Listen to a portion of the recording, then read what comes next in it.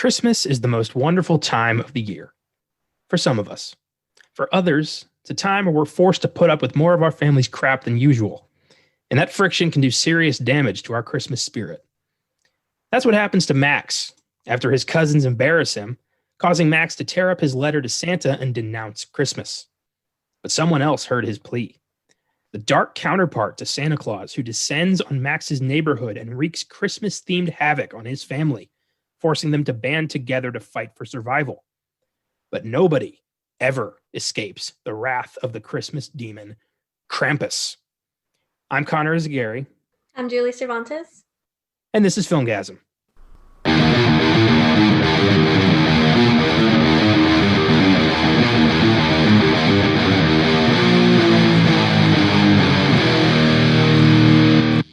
Happy Wednesday and happy holidays, listeners. This is the 114th episode of the Filmgasm podcast and the first of our 3 Christmas-themed episodes for this month. I'm joined today by our newest co-host, Julie Cervantes, who has generously agreed to help me unravel the legend of Krampus. Thanks for being here today, Julie. Hey guys, Merry Christmas. I'm excited. I haven't seen a movie like this before, and I've seen very few Christmas movies, only the best ones that people recommend. So this one was really fun. Yeah, this is a wild movie. Not really your family's Christmas movie. This is a niche one, and I think that's what I like most about it. Before we get started, I do have 3 updates for you guys on the rewind. 2 for episode 20 on the Godfather trilogy, and 1 for episode 97 on Hellraiser. First up, writer-director Clive Barker has managed to win a copyright court case granting the rights to the Hellraiser franchise back to him. Barker will regain U.S. rights to the film franchise beginning on December 19th, 2021. Ever since it was announced that film creators are eligible to regain their film rights from studios after a period of 35 years, more and more creators have been suing to get their movie franchises back under their control. And I say more power to them. I mean, I love that this is a thing, that people who created these stories are finally being able to have control over them again. Because only Clive Barker made a good Hellraiser movie. I mean, there's one good one and like 15 terrible fucking movies. But Clive Barker, while being kind of a sick, twisted, demented freak, he knows his story. So good for him. Hellraiser is a tough one to recommend to people. I'm not going to say you should watch it, but if you do watch it, brace yourself. For what? Or pretty fucked up shit. That's a dark movie. Is Hellraiser. It R? Extremely, yes. This was 1987. Oh. This was episode 97 that we did on the show. And I hadn't seen it since I was a kid. And when I watched it, I was like, what the fuck? It's really hard to explain. It's basically like S&M Demons from Hell. So yeah, not the kind of movie I want to tell people to watch. If there were levels like of horror, like it was a video game, this would be like near the top level of horror. Like watch it when you're ready, that kind of thing. Like you don't start a horror movie marathon with Hellraiser. Okay. I'll prepare for that. Yeah, it's fucked up. Next, our 2 Godfather updates. First up, Armie Hammer has been cast as producer Al Ruddy in Paramount Plus's upcoming miniseries on the making of The Godfather, currently titled The Offer. No word yet on who is playing Francis Ford Coppola, though there is a movie in the making with this exact same premise, and Oscar Isaac is playing Coppola, and I believe Jake Gyllenhaal is playing Al Ruddy. But this seems interesting. It's a cool story about how The Godfather was made. I think it'll be a neat movie, neat miniseries. Armie Hammer is an awesome actor. Good choice, I think. And finally, thanks to the release of the re-edit of The Godfather 3, Paramount has started talking about a possible 4th Godfather movie. But only if the right story emerges. And considering Michael Corleone's death at the end of the 3rd movie, the 4th movie would, I assume, logically follow the life and legacy of new Corleone family Don Vincent Mancini, played by Andy Garcia in The Godfather 3. But that's if this ever even happens. And I'm really hoping it doesn't. I don't think we need a 4th Godfather movie. And if they make it, it's going to be a shameless cash grab. and it's probably going to suck. I mean, Godfather 3 was already that, and it sucked. So doing it again is just a bad idea. I have a question. Yeah. So if you're a movie fan, is it like expected that you've seen this movie? Like you're like movie fans are expected to have known this movie. Like it's a classic, like, and you should watch it. Or There's certain films that one should see, and The Godfather is one of those movies. It's a phenomenal crime drama, one of the greatest films ever made, and a true masterpiece, and still holds up. The first one is my favorite. The second one, a lot of people really love. I think it's good too. And The Godfather 3 is widely considered to be one of the biggest fuck ups in movie history. So yeah, everyone kind of hates The Godfather 3. It's become kind of a joke. Like, don't go see the new Star Wars. It's The Godfather 3 of that series, that kind of thing. So yeah, definitely watch The Godfather. If you have 4 hours, watch The Godfather 2. okay. Yeah. And you can skip Godfather 3. So can you go into the next movie without watching that one? Like if there's a new one coming out? Yeah, depends on what they do with it. Because Godfather 4, if they do this, could be, 30 years later, some new Corleone is sitting at the head of the family that we've never met before with only a vague connection to the first 3. And if that's the case, yeah, you could probably go in blind. But if they're doing Vincent Mancini's story, then you probably want to watch Godfather 3 so you know who that is. And if you want to know who that is in that movie, you have to watch Godfather 1. And if you're going to watch Godfather 1 and Godfather 3, you might as well watch Godfather 2. Okay. Yeah.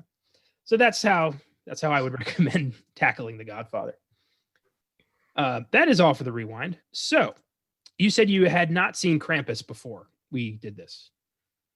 No, my brother has been wanting me to watch it really bad with him, and I was like critical of that because he usually watches movies that I don't like. Like he's really heavily interested in action, and I'm not drawn to those. I'm usually drawn to mindfuck movies and like movies that make you think. And then occasionally he'll watch horror movies. Like he likes It and like newer horror movies.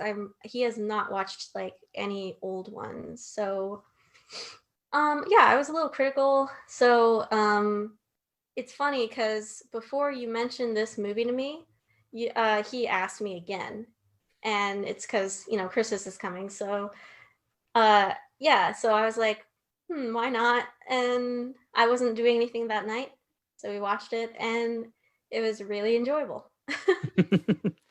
It is enjoyable. It's cool how it's kind of half family drama and half hardcore horror movie.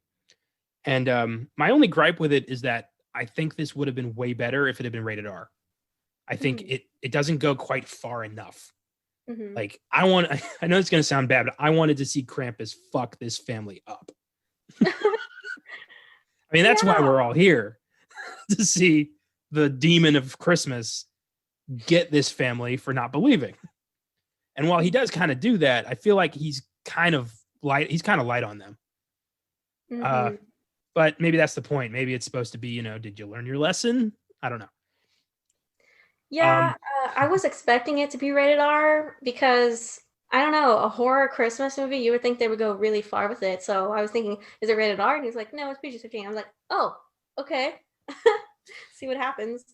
I have kind of a gripe with PG-13 horror movies. I feel like it's like you're half-assing it. Like you don't really want to make a horror movie. You want to make a thriller. Yeah. And I mean, if you're going to do something like this, go for it. You know what I mean? Like make your mark. Do some fucked up dark shit. Make an R-rated Christmas movie. Do it. But yeah, it's not really up to them. It's up to the studio. Yeah. I do really appreciate all the effort they put into it, though. Even so, they put so much effort into the design of the characters and everything. There are some eerie moments that, like when Beth is walking through the snow and she just sees this thing on a roof. I mean, that was scary. Yeah, I think I like the way they introduced Krampus by doing that. That was really cool, and just like it's kind of like a saying he's like Santa, but he's creepier, and like so it's letting you know what Krampus is, and then like kind of relating it to the opposite of Santa. Yeah, it's not a very widely known legend. I thought it was, but it's not a lot of people really have heard of Krampus, especially in the States. It's more of a European thing. And like I had first heard of Krampus in an episode of American Dad, where he like his Stan and Steve like find out like somebody, I think like his dad locked Krampus away in a magic box or something, and they let him out and he tries to take over the world or something. It was a very weird episode. But that was the first time I'd ever heard of Krampus.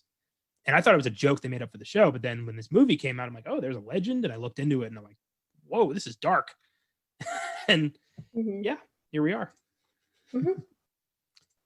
So Krampus was developed, written, and directed by Michael Dougherty.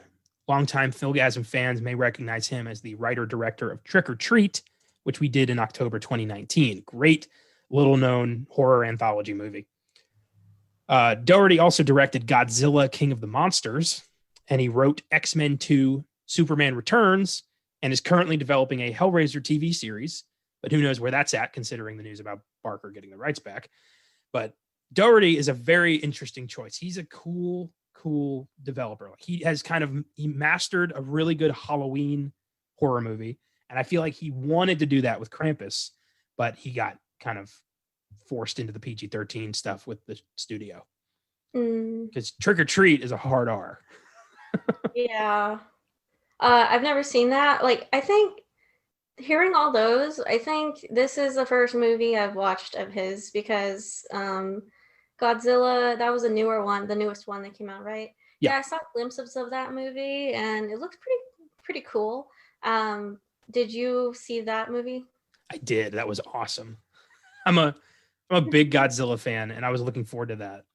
And I don't know if I guess I think I talked about this with Austin. I don't think I talked about this with you, but I went to see it by myself.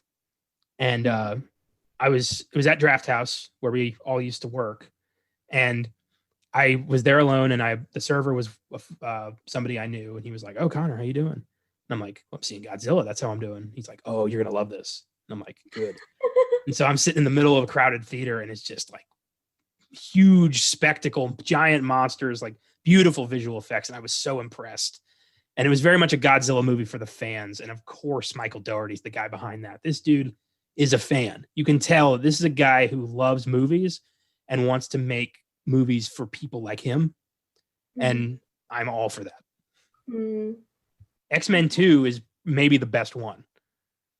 So yeah, but Superman Returns is shit, but I don't blame him. And I think he would have done a decent job with a Hellraiser show. I've never seen any of the X-Men movies. I think me being on this, I'm gonna be saying that a lot. I'm gonna be saying, I've never seen this. It's probably gonna like you're gonna be like, ah. Well, it is interesting to have that, dynamic here where I've seen a lot and you haven't seen much. But basically, I'm using this as kind of a project because I'm going to turn you into a film buff. Let the transforming begin. And it starts with Krampus. But yeah, this is the best movie to start with because I was not expecting it to be that like good. I was thinking, oh, it's gonna be shitty. But I don't know, because whenever you're not like a horror fan, you expect horror movies to be shitty. So like, you're like, damn, next time you stab me in the heart, use a sharper blade so I'll die. No, but I'm starting to appreciate it more and more. Like ever since I first saw Hereditary, I'm like, this is art. Where have I been this whole time? And I think so many other people are in the same boat as me. I personally think horror is the most creative genre of film because you can do anything. There are no restrictions with horror. You can go as dark, as light, as funny, as weird, as scary, as whatever you want. Totally up to you. There is no boundary with horror. Every movie's different. So I think a lot of genres don't have that. A lot of genres are very restrictive, but with horror, because so many people look down on it, nobody's really paying attention. So you can do anything. It's fantastic. There's thousands of movies out there that represent just so much creativity, and horror deserves to be known. It deserves to be recognized as a legitimate genre of film. And we've tried to shine a spotlight on that with, over 100 episodes now. And we're going to keep doing that. Mm-hmm. Yeah, I'm really thankful my eyes are opening now. After all this time, it took so long, but it's happening. That's what matters. Oh yeah. I've been into horror pretty much my whole life. It's just like, at first, when I was a young kid, I was terrified because I was like, I don't want to be scared. And the movies that scared me, like legit, weren't even horror movies. I got freaked the fuck out by a sci-fi comedy in 2001. Longtime listeners will know exactly what I'm talking about. I brought that story up a few times. But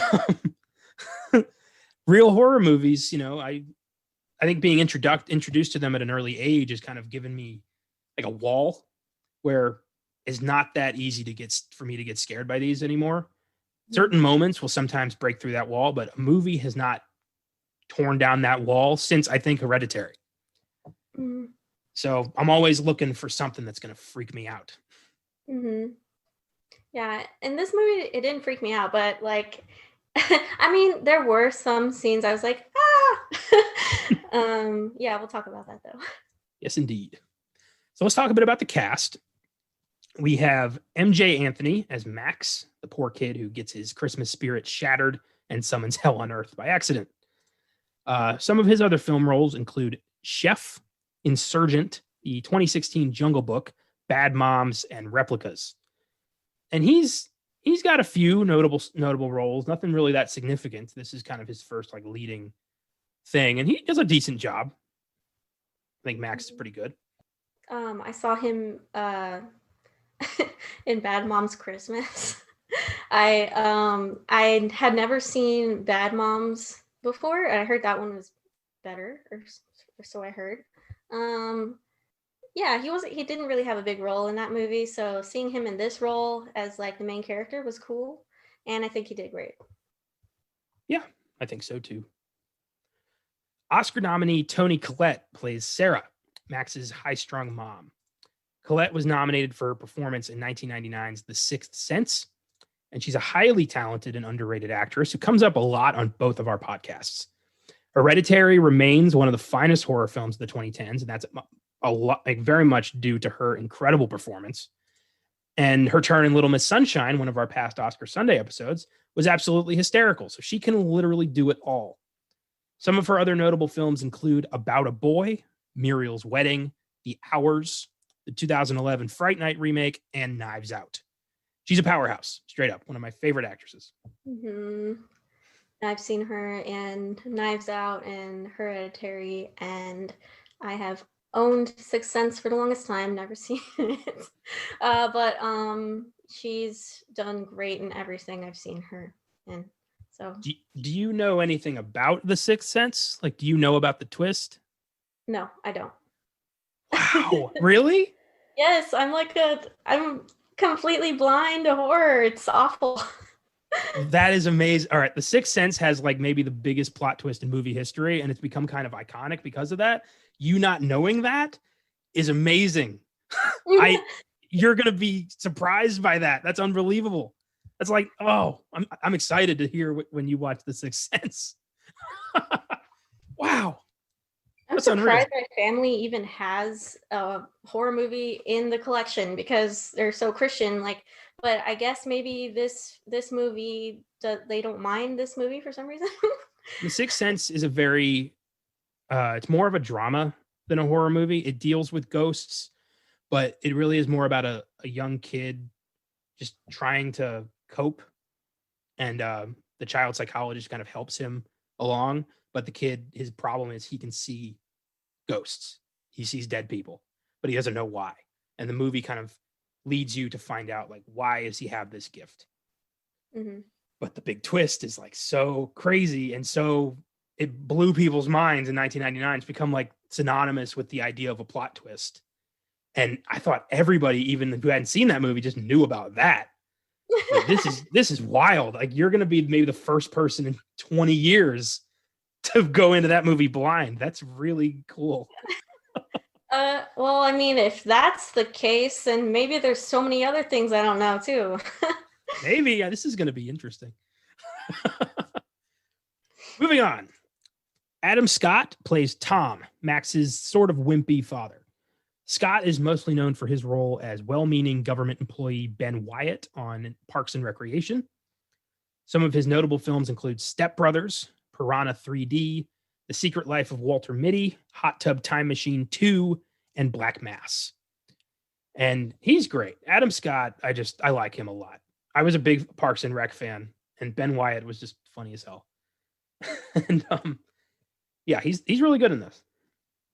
I've seen him in The Good Place, that TV show on Netflix.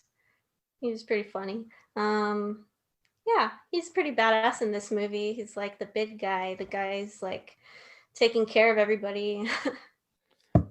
One of my favorite moments is when after he saves Howard and they're like boarding up the house and Howard's just like, "Hey, Tom, I just want to apologize for thinking you were such a spineless dick all these years." Yeah, that was funny. Fantastic. I loved Adam Scott in Step Brothers. He was such a dick, such a just complete horrible person. He played Will Ferrell's brother, Will Ferrell's brother. And he's this like rich dude with a Mercedes van and the like family who's all in, special clubs, and they're singing a cappella on the way there. And he's such a success and Will Ferrell's such a failure. And it was just great. Step Brothers is hilarious. I can definitely see him playing the prick. Yeah, he's got that kind of face. Yeah. Very punchable. We have David Kechner as Uncle Howard, the typical redneck uncle we never like to hang out with. Kechner is another underrated comedic performer, mostly known for his role as sportscaster Champ in both Anchorman movies. He's also appeared in such films as Get Smart, Thank You for Smoking, Balls of Fury, Snakes on a Plane, and he played loudmouth asshole Todd Packer in 15 episodes of The Office. I love David Kechner. That dude, every time he pops up in a movie, is the funniest motherfucker in that movie. And he never gets credit for it. He's always like just so underrated. And he's great as Uncle Howard. I wouldn't have cast anybody else. Why do you think he's underrated? Because he's always like he's always playing next to bigger comedic actors like Will Ferrell or Steve Carell or Paul Rudd. He's never the main guy. And he could do it. He has the chops to be the main guy, but he never is. And I think that's why. Yeah, I can see that. I was watching an interview and he seems really likable. He said like in the interview that this movie is basically horror, heart, and humor. It has 3 H words in this movie, and that defines the movie. Horror, heart, and humor. I like that. Allison Tolman plays Aunt Linda, Sarah's sister and Howard's wife. Believe it or not, and we did not plan this, Tolman played Lucy in The Gift, the first episode we did together. Weird coincidence. Oh, she was what? Yeah, the friend, the neighbor. Oh my god, that's right. Why didn't I notice that till now? Yeah, I didn't notice it till I was going through the IMDb page. Crazy. Tolman is notable for her performance as Molly Solverson on the first season of FX's Fargo, which she received a Golden Globe nomination for. And I really liked the first season of Fargo. It was a cool show. 2 and 3 weren't bad. I haven't watched 4 yet. I watched the first couple episodes and I couldn't get into it. Maybe one day, but season 1 was gold. Krampus has an IMDb score of 6.2, Rotten Tomatoes score of 66%, grossed a little over 61 million on a budget of 15 million, so not a huge hit. It's well on its way to becoming a cult classic if it hasn't already. I think this movie has an audience for sure. And while not being hugely successful, it did make its money back with, a little bit of interest. So horror tends to be like that. If it's not a huge hit, it tends to at least make its money back. Mm-hmm. And Krampus, yeah, people like this. There's people to watch this for sure. Mm-hmm. And let's talk a bit about the movie. So Right. this is a bonkers movie. From the opening credits alone, we are very much in, we understand this is not your average traditional Christmas movie. The way they open with Black Friday is hilarious. Oh yeah, that was brilliant. Just like showing everyone fighting. It's like a huge foreshadow to the whole thing. Like it was perfect. The music behind everyone was awesome. The two employees tasing the two guys on the floor with like the biggest smiles on their face. People just like hitting each other with toys. It's oh my god. Have you ever experienced that? Like been to Black Friday and it was like that? Absolutely not. I am no. I'm not risking my life for half off a TV at Walmart. I'm not worth it. I kind of want to go just to see what it's like because I have never experienced that before. But yeah, it's not worth it if it's like I would just wait till everyone's done going to the mall. Every year there's stories about people who got, who fell in the crowd, got trampled to death, people who, got arrested for attacking somebody over, a tickle me Elmo or some shit. So it's crazy that and this is, I'm pretty sure, is just a US thing. I don't think this is a global tradition. Mm-hmm. And the movie really shows you that Christmas has become such a monster in itself that so many people have abandoned the idea of Christmas spirit because it's become so commercialized. We become so obsessed with what are we going to buy as opposed to what do we have already? Like Christmas is supposed to be, I know I'm sounding a little preachy here, but I don't care. Christmas is supposed to be the time where we come together and appreciate what we have, and I think this year, like more than ever before, we should be thankful for what we managed to keep in this, nightmare. I mean, it's crazy that Christmas has become, we're celebrating Christmas, almost as early as, mid-October now. That's when the decorations start coming up. It's fucking crazy. I know. And very few movies deal with that. And I like that Krampus shined a light on that. We are celebrating the wrong parts of Christmas. Mm-hmm. Yeah. And when you do that, Krampus shows up and fucks up your shit. So we gotta do the right thing here. Yeah, I like when they first the family first like they go through the door and then the aunt she's like, "Where's the nog?" Like like you're not there for family. You're just there to be there. Like so many families are like that. They're just there to be there. She's the worst. Where's the nog? There's so many weird lines in this movie, like when they all first arrive and Tom's like, wasn't there another child? And they're like, oh shit, Chrissy. And they go outside to get the baby. Oh my god, yeah. Just that line, wasn't there another child? It's such a weird thing to say. Yeah, fantastic. So when we first do meet these people, we get the feeling that there's already a lot of family friction, that this is a family that, you've got Sarah and Tom who are successful, have a happy home. And then you've got Linda and Howard who are kind of a mess. They're just, coping. And they just keep taking shots at Sarah's house and her Christmas decorations. And they brought their, bitchy Aunt Dorothy without telling Sarah. And I can't tell you how many times I've been there where we just have like surprise guests at Christmas because somebody brought somebody and didn't say anything. And we all just have to smile and nod because nobody wants to ruin Christmas. Yeah. It's the worst.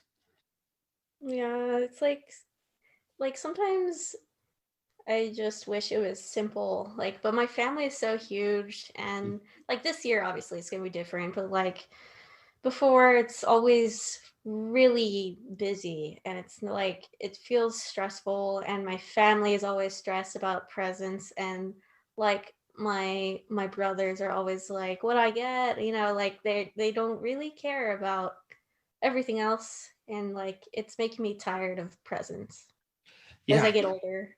I don't want to throw shade because I don't know who in my family listens to this show, but here we go. One of my I've got, a lot of cousins. I'm an only child, but I have a lot of cousins, and we all, I'm the oldest. So this guy, he's still young, but they're given, Christmas lists out, and it's always like, I want the next, like this level of, the newest technology, the $1,500 laptop, the $600 PlayStation 5, and I'm just like, dude, like, this is not the time to just throw out your parents' bank account. Like, this is, I feel awkward making a Christmas list now, I haven't done that in like 6-7 years. Yeah. It's, yeah.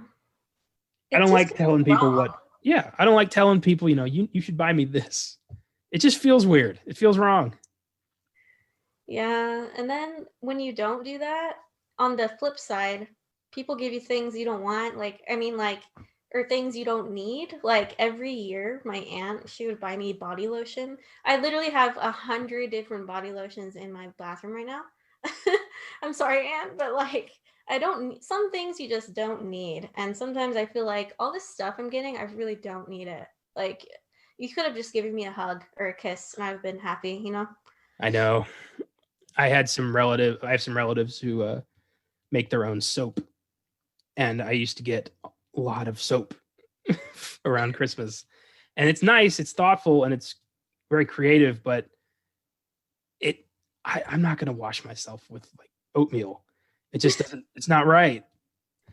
And like a shaving cream, and like, I hope not, but I could have sworn there was toothpaste, but I'm not, I appreciate the thought, but I'm not going to use that. And you always feel guilty when you don't use, like, you don't appreciate a gift. I don't know. I don't know what my point is, but I'm sure there's one in there somewhere. Yeah, we're just kind of complaining, but yeah. Oh my God. Well, back to the movie. We see this, divide between these two families who have to kind of sit there. Max is, feeling like Christmas is not what it used to be. And I think we've all been there where we have this moment where we're like, Christmas is different now. And that's a sad place to be when you become too old to appreciate Christmas. And I hope I'm not there yet, but I feel like I'm close. Like to where you're just like, you don't feel like celebrating it, or? Yeah, there's a point where I'm like, can we just move this along? Like, everything's too crazy. The same music, the same movies. And like, sometimes you just have a moment where you're like, ugh, it's too much.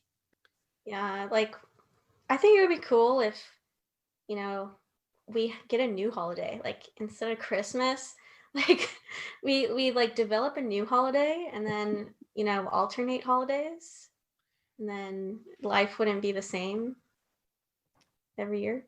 You wouldn't happen to be a Seinfeld fan, would you? No. Because that happened on Seinfeld. It's become kind of a famous pop culture thing. This one guy, George, his father got tired of the commercialization of Christmas, so he created his own holiday that you celebrate on December 23rd called Festivus. And there's no tree. There's an aluminum pole. And you celebrate by performing the feats of strength, in which you fight somebody in your family and try to pin them. And it ends with you all sitting around a table and airing grievances. You basically say, like, I have these problems with you. And that's Festivus. Well, like, wouldn't that help solve problems? Like, family issues, like, hey, like, can you stop locking me out of the bathroom? Like, and they're like, or I don't know. It's a comedy, right? Yes, it did not go over like that in the show. Oh. Oh, yeah. Remember, yeah. I don't celebrate Festivus, but I do, like, send friends like Happy Festivus, shit on December 23rd. So if you get a Happy Festivus thing, you'll know why. Okay, yeah, I've never gotten that before. One line that I thought that kind of summed up the movie was when Omi is making Christmas cookies at the beginning. Mhm. And Tom turns to her and says, Mom, don't work too hard. Sarah bought a bunch of cookies at the store. And she just kind of gives Tom the stink eye. Like, there is no, you can't compare grandma's cookies to Walmart's cookies. There is no, that's not even a contest. And anybody who appreciates Christmas would know that. Yeah. I that's the best thing. It's just doing it from scratch. Like that's what I did with my grandma every year, was just make it with her. So like, yeah, why would you go to the store? That's the question. And I'm sure Krampus was tuned into this family way before Max tore up the letter. I think he was waiting for like, one, like, give me a reason. And that was the reason. Mm. I don't know why this made me laugh, but it was when the family first gets there and the two twins walk in and they're already like pissed. And Linda says, don't mind them. They're just a little cranky because the Steelers lost. that made me laugh. Beautiful. I don't know. It's maybe because they're just like so fixated on. I don't know. That reminds me of my uncle and my cousins, because they're basically like that, except they're guys. That's those characters are literally like my aunt, uncle, and cousins. I don't know whether to laugh or I don't know. Cool. That's crazy. I don't have. Well, no, I do. I have some extended family. That's all I'll say. Because again, I don't know who in my family listens to this, and I don't want to start some shit. Oh yeah, well, like, yeah, I want to say some stuff, like, but I don't know if I should. Yeah, my family, my aunt, uncle, they're Republican, heavily Republican, Trump supporters, and they're like football players. Like my two cousins, football players, and they go hunting, all that stuff. It just reminded me of them. Thankfully, in my family and extended family, like we don't have any Trump supporters. Thank God.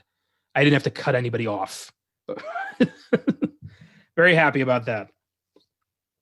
So Beth goes a wandering the next morning after Max tears up his letter to Santa. And the letter was so heartfelt. It was very much like, I want my family back.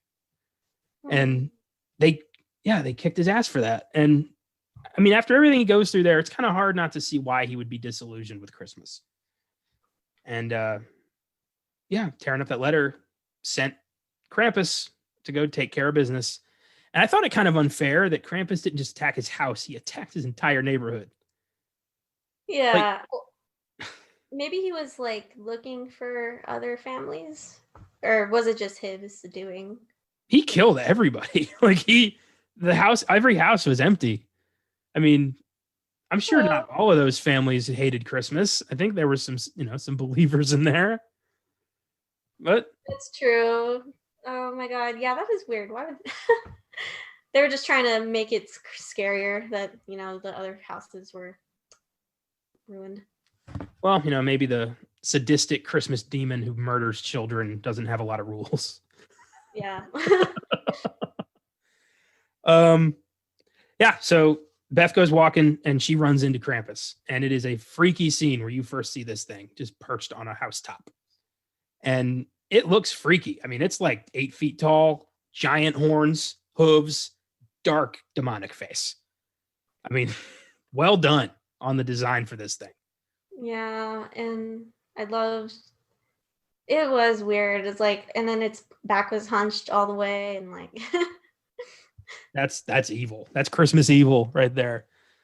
And it gets Beth. We don't really see how it gets Beth, but it gets Beth.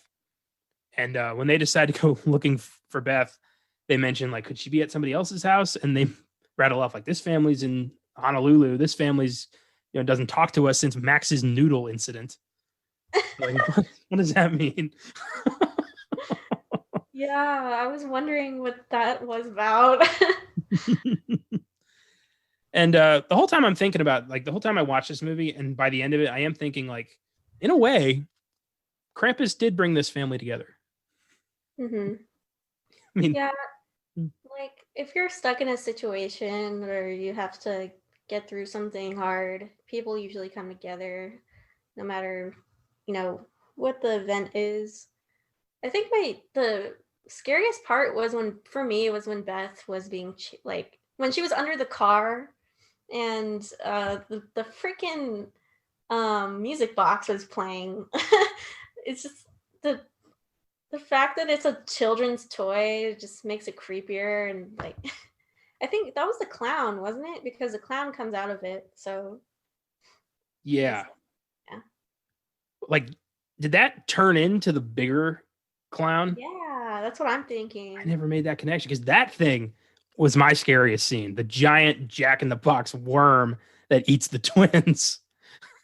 Yeah, like for me, like when it was coming out of the box when Beth was under the car, and like you can barely see what its face looks like, and you can kind of tell it looks like a clown. That's my god. So yeah, I think that thing like grew or something. I know we were supposed to be scared by this scene, but I couldn't help laughing my ass off when they lured that dumb kid with the cookie on a hook. Yeah, no, that was funny. That wasn't. The kid just walks up and is like, starts eating this cookie.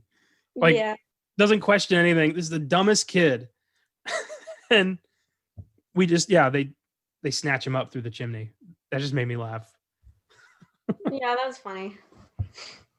What did you think of the animation in the flashback when Omi's telling the story of the first time she encountered Krampus? That was brilliant. I think it should have been an animation to tell the backstory. Like, I think, yeah, there was nothing off-putting about the fact that it was animation for me. That happens a lot in other movies, I think, too. Like in Kill Bill, when they put the animation sequence in there. I like when they do that. It kind of shows extra art. It's become kind of a neat way to show a flashback. And you get to experiment with all sorts of different animation mediums. Sometimes it's anime style, sometimes it's claymation, sometimes it's CGI, sometimes it's puppetry. They kind of just go all over the place with it, and I like that. We see Krampus rip this family apart one by one using his various goons, and they do start fighting back. The family fights back. I love when Howard's going at the cookies with the shotgun. And it's cool to see this family band together, and they don't seem too broken up about their kids. I mean, nobody really reacts to that one. Like, I don't know if that was just me, but they didn't seem too broken up about Howie flying up the chimney. I mean, they had a moment where they're like, "My kid," but they got over that pretty fast. I mean, that was probably their least favorite kid anyway. Like, he didn't say anything. He was just there. Like, he's like, "What do you wish for this Christmas? What do you want from Santa?" Nothing. The mouth breather just staring at you.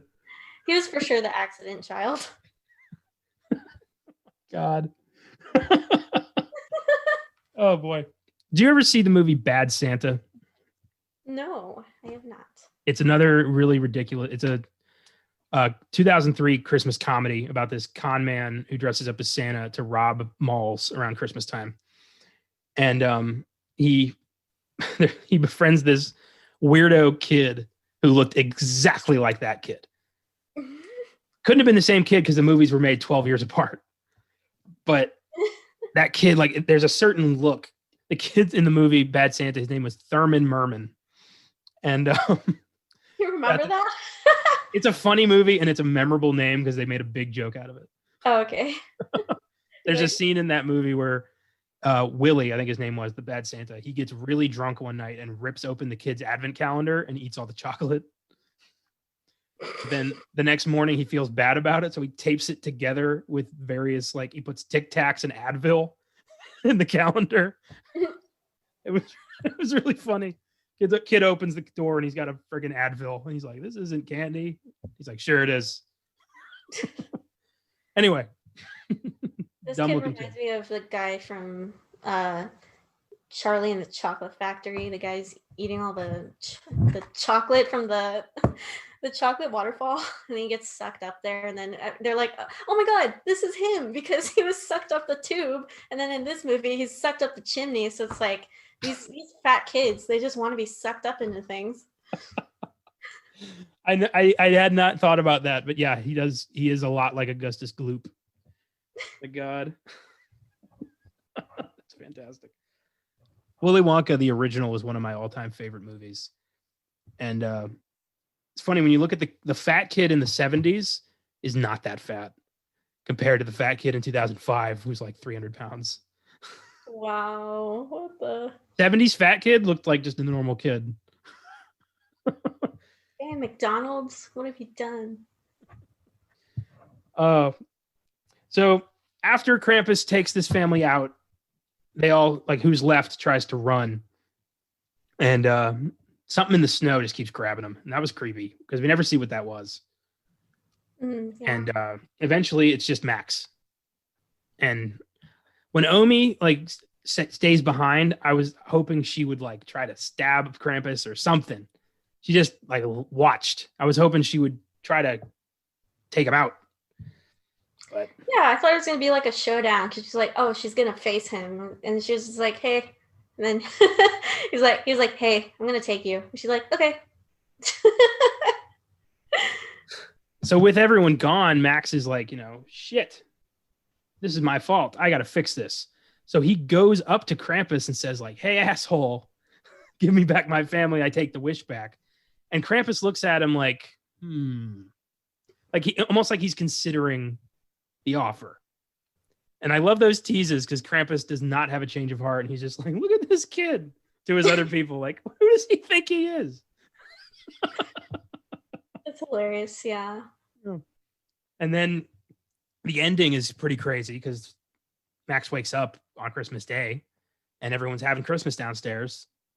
And he's like, oh my God, it was a weird dream. But then he opens his present and it's the little Krampus bell that he got for being Krampus's last survivor. And I love the look on everyone's face as they look at the bell and they realize, oh shit, that really happened. Mm-hmm. And then it pans out and they're stuck in a snow globe.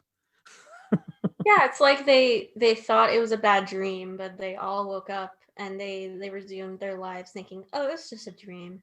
And then they're like, oh shit. Yeah. I love when they pan out and there's thousands of snow globes. So many families over centuries that Krampus has destroyed because they didn't believe in Christmas anymore. I feel like that should be every family. Like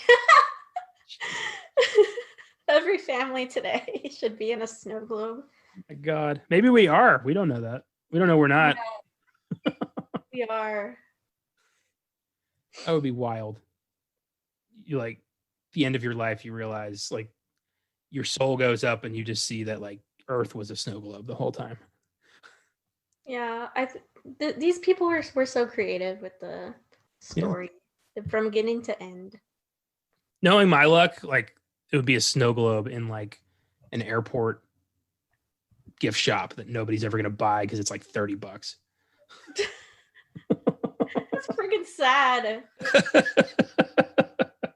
That's freaking sad. Personally, I thought of a neater ending that I thought would have been kind of cool. I mean, it would have been really sappy and really campy and goofy and kind of stupid, but I think it would have made me smile. Is at the end when Max goes up to Krampus and says, like, I take it back, give me back my family. I believe. Maybe he would have tried to attack Max, but then we would have seen a bright light.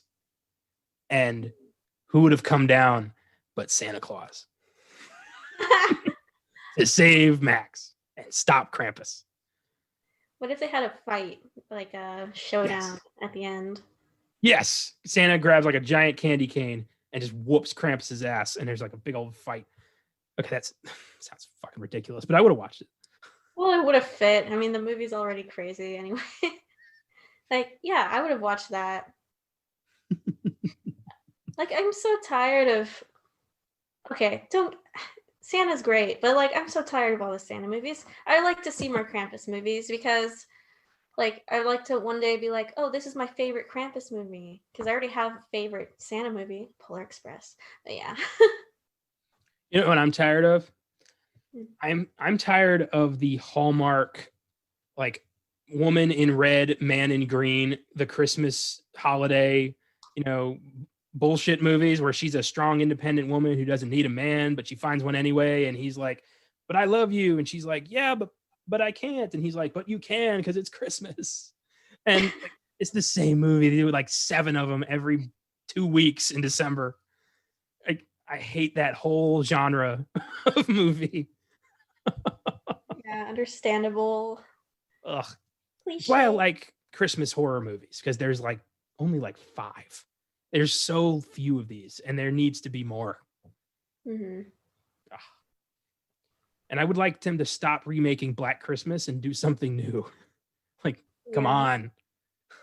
Like, give us that rated R Krampus movie. Like, Yeah. Do something. Yeah. I mean, there's so many, ideas out there for a cool horror movie based around Christmas, as we saw with Krampus and Black Christmas, and even Gremlins to some extent. Not that big a fan of that movie, but I appreciate what it was trying to do. So it is possible, and I'd like to see more of it. Mm-hmm.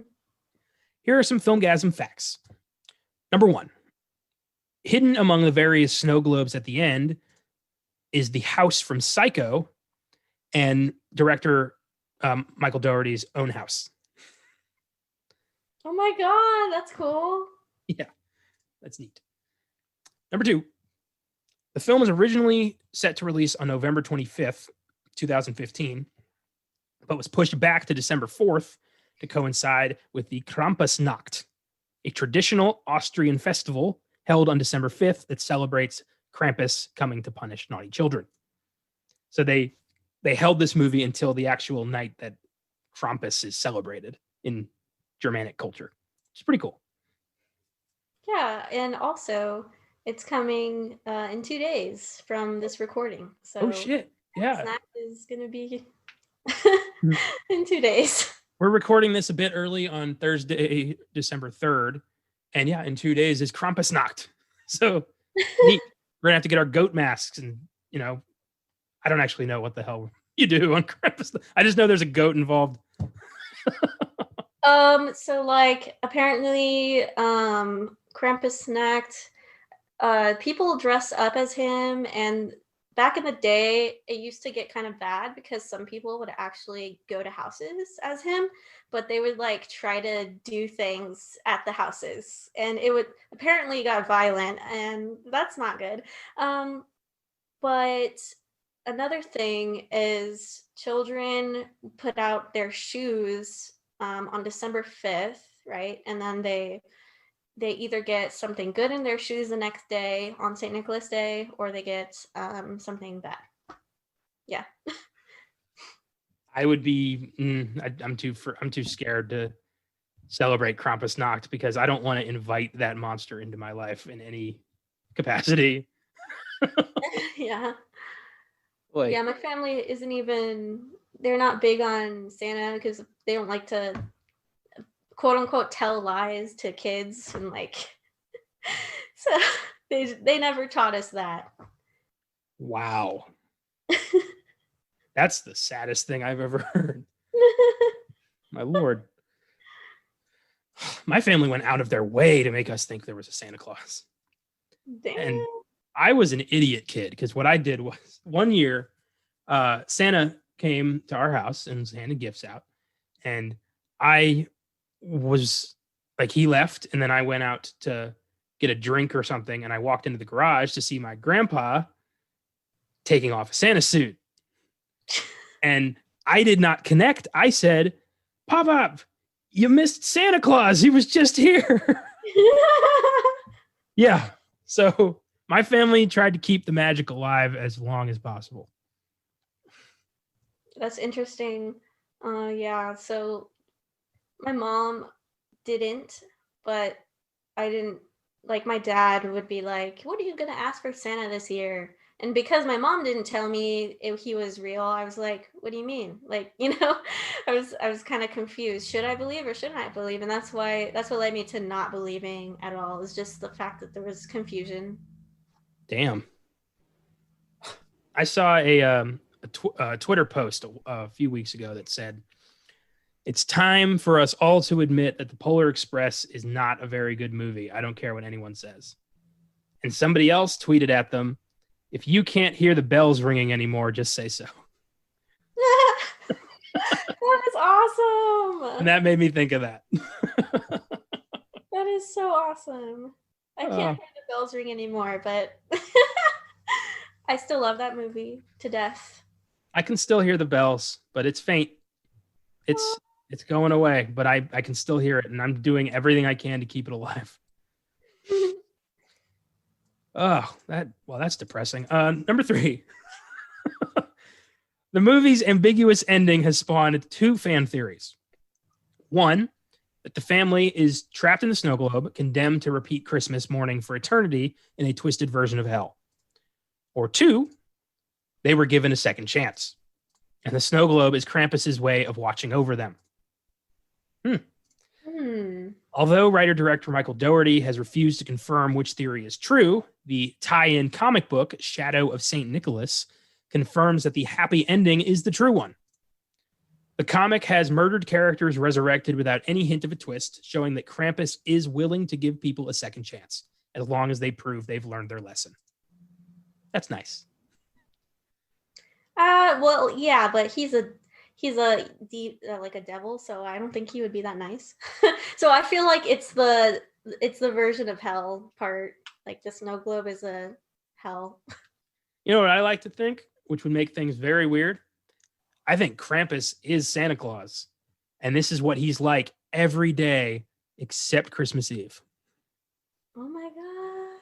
That this is Krampus is Santa, like, he's like his Batman suit trying to scare the shit out of people who don't believe. And when they do prove to him that they can believe, that they are willing to try again, he puts them in a snow globe, gives them a second chance, and just watches over them to make sure they don't fuck up again. Yeah, that's actually, I like to believe. I mean, I could see that. He's also the devil. He's good and bad. Maybe. So yeah, unlike his grandmother, Max was brave enough to confront Krampus, prove he'd learned his lesson, which is why Max had his family return and Omi did not. So I don't know. I think there's some credence to this. I'd like to think that, Krampus is willing to, he has a moment where he's like, well, it's Christmas. So why not? Oh, yeah. You have a kind heart. I try. I give Krampus an 8. It's enjoyable, bizarre, somewhat heartfelt at times. I think it could have benefited from an R rating, but what we got was pretty good. Okay, so my turn. This is hard because you can rate it as a Christmas movie or just as a movie in general, right? So I'm gonna give it a 7. Okay. Because I enjoyed it a lot. And man, after hearing you give it an A, I'm like, should I? Yeah, I'm just gonna say it was enjoyable. It didn't like blow me away, but yeah. Fair enough. So to close out the show, I thought we'd look into the mythical origins of Krampus, talk about where this all came from. And what I found is from SmithsonianMagazine.com, from the article, The Origin of Krampus, Europe's Evil Twist on Santa. So let's talk about Krampus and what the hell this thing is. Quote, Krampus himself historically comes around the night of December 5th, tagging along with St. Nicholas. He visits houses all night with his saintly pal, while St. Nick is on hand to put candy in the shoes of good kids and birch twigs in the shoes of the bad. Krampus's particular specialty is punishing naughty children. Legend has it that throughout the Christmas season, misbehaved kids are beaten with birch branches or can disappear, stuffed into Krampus's sack and hauled off to his lair to be tortured or eaten. Okay. That's a broad spectrum of holiday tradition right there. You've got Santa Claus giving treats and twigs to kids, and then you got Krampus eating children. Good Lord, there's no happy medium for the Germans, is there? I really like the fact that they're talking about they're trying to bring in the bad side too, like because US is so heavily interested in Santa, and it's like, okay, but what's a history? And then this kind of gives us some history of, there's Saint Nicholas and then there's Krampus. Yeah, I mean, we're just, if you're a bad kid, you get coal. Oh, that's that's it. In Germany, it's like you better be good or Krampus is gonna beat you to death. Jesus Christ. I don't think there's any misbehaved kids in Germany if they believe this shit. Oh my God. So Krampus's roots have very little to do with Christmas. Instead, they date back to pre-Germanic paganism. His name originates with the German Krampen, which means claw. And tradition has it that he is the son of the Norse god of the underworld, Hel. So he is literally the devil's son. That's Krampus. So does that make like Santa or Saint Nicholas an angel? Or is this just like separate stories, I guess? Santa Claus is Jesus Christ's awesome brother. Oh, there you okay. Go. I pulled that out of absolutely nowhere. Oh. I have nothing to back that up. I like this comedian. He does one-liners, and one of my favorite jokes of his was, "What does Jesus do for Santa Claus on his birthday?" I don't know. Nothing. I hope he does something. I mean, Santa goes all out on Jesus' birthday. No. So during the 12th century, the Catholic Church attempted to banish Krampus celebrations because of his resemblance to the devil. I love that the Catholic Church can just go somewhere and be like, "Well, we don't like that anymore, so you can't worship it ever. And if you do, we're gonna kill you." Like, that arrogance has got to feel good to have that. Like, I am the best, and fuck you. Bro. Ugh. Just accept what everyone else wants to believe in. It's not like they're gonna kill you. So more eradication attempts followed in 1934 at the hands of Austria's conservative Christian Social Party. None of it held. Krampus emerged as a much feared and beloved holiday force. So despite centuries of trying to destroy this thing, Krampus lives on, which is pretty cool. Of all the traditions to last forever, it had to be this one. Yeah, I'm glad it's here still. Like, we wouldn't have this movie if it wasn't. That's true. For some, the annual festival of child hunting Krampus is fun. But concerns that refugees in the Alpine towns that celebrate Krampus could find the tradition frightful has prompted some towns to consider taming the horror.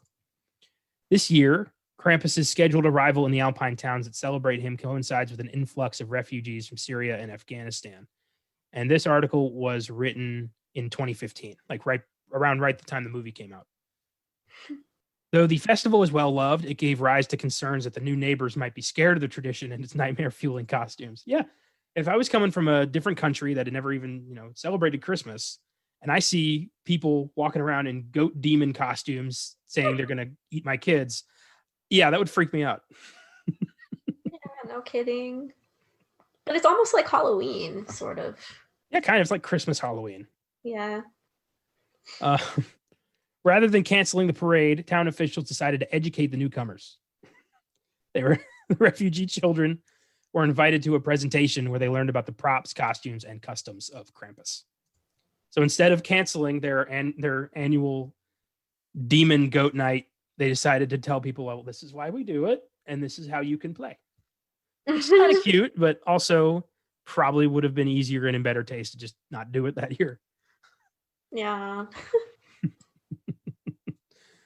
So yeah, Krampus. He's a pre-Germanic demon, son of the Norse underworld god, and he ain't going away anytime soon. He's the coolest character ever that I've discovered. Like recently, after watching the movie, I went online to look at some artists that drew him, and it's really cool because everyone has a different take on what he looks like. It's really cool. Are you going to try your hand at drawing Krampus? Yeah, I am. I was thinking about it, and I probably am. I'm probably going to sketch him out, and I really like the fact that he has like a long tongue. That makes him fucking scary. And I'm impressed. Right on. That'll be fun. You got to let me see that when you're done with it. That is all for today, folks.